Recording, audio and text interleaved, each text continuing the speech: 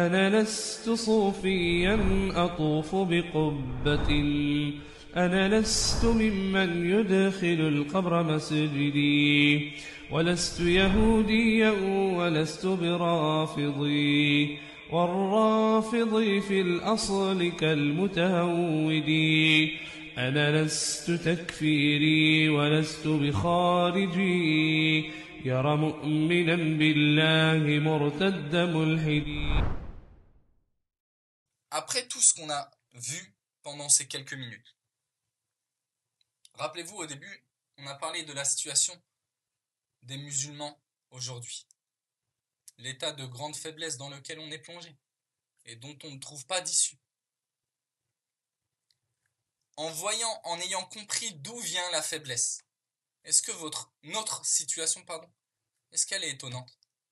Wallah, elle n'est pas étonnante. Wallah que notre situation, notre faiblesse, elle n'est pas étonnante. Elle est totalement logique. On s'est éloigné de notre religion. Où en sommes-nous quant aux ordres d'Allah? Où en sommes-nous quant aux interdits d'Allah subhanahu wa ta'ala? Aujourd'hui, des gens qui s'affilient à l'islam n'en connaissent même pas la base fondamentale, l'unicité d'Allah, le tawhid. Comme dans le hadith, lorsque le prophète sallallahu alayhi wa sallam il a envoyé Mu'adh ibn Jabal au Yémen, il a dit فَلْيَكُنْ مَا أَوَّلَ مَا تَدْعُوهُمْ إِلَيْهِ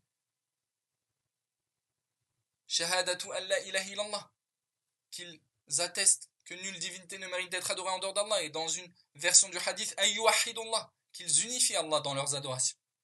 Tu demandes à certaines personnes qui s'affilient à l'islam, aujourd'hui c'est quoi l'unicité d'Allah? Il ne sait pas. La base de l'islam. La base. Certains s'affilient à l'islam, ils tombent dans la grande association. Tu leur demandes c'est quoi le shirk, ils ne savent même pas. Ou il te répond à côté de la plaque. Tu vois, en dehors même de ça, tu vois pour la plupart des gens ne connaissent même pas les masaïl, les questions liées au shirk. Que ce soit ces questions évidentes comme ces questions subtiles. Certains donc finissent par tomber dans la grande association et vont même jusqu'à combattre les adeptes du tawhid. Subhanallah, c'est quelque chose que l'on peut observer aujourd'hui de nos propres yeux. Il ne se contente pas de tomber dans la grande association, il va en plus combattre les adeptes du tawhid. Les appeler par des noms péjoratifs pour faire fuir. Des musulmans aujourd'hui rejettent la sunna du prophète sallallahu alayhi wa sallam. Se moquent de sa sunna. De ceux qui essayent de l'appliquer et de la suivre. Ah, toi, t'es un traditionnaliste, toi, t'es un... Par les noms qu'ils nous donnent pour nous nuire et nous salir. La plupart des musulmans n'accordent même plus d'importance à la science religieuse. Aux savants, aux assises de science. Aujourd'hui, on prend en modèle des joueurs de foot, des acteurs, des actrices, wal-iyadhu billah. Regardez les périodes dans lesquelles l'islam était au sommet du monde, si je puis dire, en termes de développement, etc. Les modèles à cette époque, dans la société, c'était les savants. On se concurrençait pour assister aux assises des savants. On y emmenait nos enfants pour qu'ils s'inspirent d'eux. La personne de la masse, t'allais voir une personne de la masse, elle était capable de répondre aux ambiguïtés de base dans la croyance. Aujourd'hui, maintenant, c'est que l'étudiant en sciences qui est capable de faire ça. C'est triste.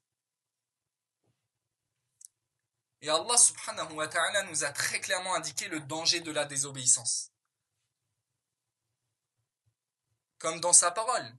فَلْيَحْذَرِ الَّذِينَ يُخَالِفُونَ عَنْ أَمْرِهِ أَنْ تُصِيبَهُمْ فِتْنَةٌ أَوْ يُصِيبَهُمْ عَذَابٌ أَلِيمٌ. Que prennent donc garde ceux qui contredisent ses commandements, que ne les touche un trouble ou que ne les touche un châtiment douloureux. Tout comme Allah subhanahu wa ta'ala nous a parlé du secours et de ses causes dans son livre. Il nous a enseigné où sont les causes par la pratique, à travers ces enseignements que l'on peut tirer de la bataille de Uhud. Mais aussi, il nous en a parlé dans son livre. Ya ayyuhalladhina amanu, in tansurullaha yansurkum, wa yuthabbit aqdamakum. Ô vous qui avez cru, si vous secourez la religion d'Allah, Allah vous secourra et affirmera vos pas. وعد الله الذين آمنوا منكم وعملوا الصالحات ليستخلفنهم في الأرض كما استخلف الذين من قبلهم وليمكنن لهم دينهم الذي ارتضى لهم وليبدلنهم من بعد خوفهم أمنا يعبدونني لا يشركون بي شيئا ومن كفر بعد ذلك فأولئك هم الفاسقون وأقيموا الصلاة وآتوا الزكاة وأطيعوا الرسول لعلكم ترحمون. Dans le sens, Allah a promis à ceux d'entre vous qui ont cru et fait de bonnes œuvres qu'il leur donnerait la succession sur terre, comme il l'a donné à ceux qui les ont précédés. Il donnerait force et suprématie à leur religion qu'il a agréée pour eux, à ceux qui ont cru et fait de bonnes œuvres. Ils changeraient leurs anciennes peurs en sécurité. Quels sont ces gens qui ont cru et fait de bonnes œuvres? Allah subhanahu wa ta'ala nous dit: ils m'adorent et ne m'associent rien. C'est le tawhid. Et celui qui mécroit par la suite, ceux-là sont les pervers. Accomplissez donc la prière, acquittez-vous de l'aumône et obéissez aux messagers, afin que vous ayez la miséricorde. Pour avoir la miséricorde, celle qu'il a promis aux croyants, ce qu'il a promis aux croyants, pardon. Allah, il a conditionné ces choses-là. Donc la foi, bien entendu, les bonnes œuvres, l'obéissance aux messagers, l'accomplissement de la prière, l'aumône, le tawhid premièrement. Quelqu'un aujourd'hui pourrait nous amener la parole d'Allah subhanahu wa ta'ala wa kana haqqan alayna nasrul mu'minin, dans laquelle Allah subhanahu wa ta'ala nous dit et c'est notre devoir de secourir les croyants. Quelqu'un pourrait dire mais on est croyant, où est le secours? Pourquoi Allah ne nous secourt pas?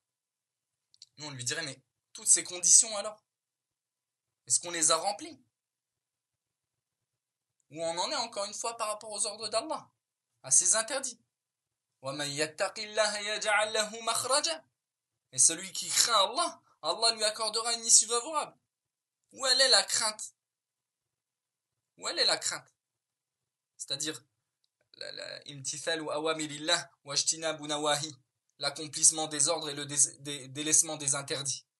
On veut l'issue qu'Allah nous a promis sans remplir les conditions exigées. Si on espère le secours d'Allah, il serait temps que l'on songe en tant qu'individu premièrement. Ça se passe à l'échelle individuelle. Il serait temps que l'on songe à se réformer. Car Allah ne change pas la situation d'un peuple, en bien ou en mal, jusqu'à ce qu'ils changent eux-mêmes. Certes, Allah ne change pas la situation d'un peuple jusqu'à ce qu'ils se réforment eux-mêmes, jusqu'à ce qu'ils changent eux-mêmes. Donc Allah n'enlève pas ses bienfaits de ses serviteurs tant que son serviteur est dans l'obéissance, etc. Jusqu'à ce qu'il change. Tout comme Allah subhanahu wa ta'ala change la situation de son serviteur qui était sur les péchés, etc., etc., lorsqu'il se déplace vers l'obéissance à Allah subhanahu wa ta'ala. Donc, à quand le secours d'Allah? La réponse, on peut conclure quand les musulmans reviendront à Allah, s'imposeront le suivi de ses ordres, le délaissement de ses interdits, le suivi de son livre, de la sunna de son messager, et que les musulmans reviendront vers Allah subhanahu wa ta'ala en se soumettant à sa législation. أرجو النجاة ولن تسلك مسالكها إن السفينة لا تجري على اليبس أنا لست صوفيا أطوف بقبة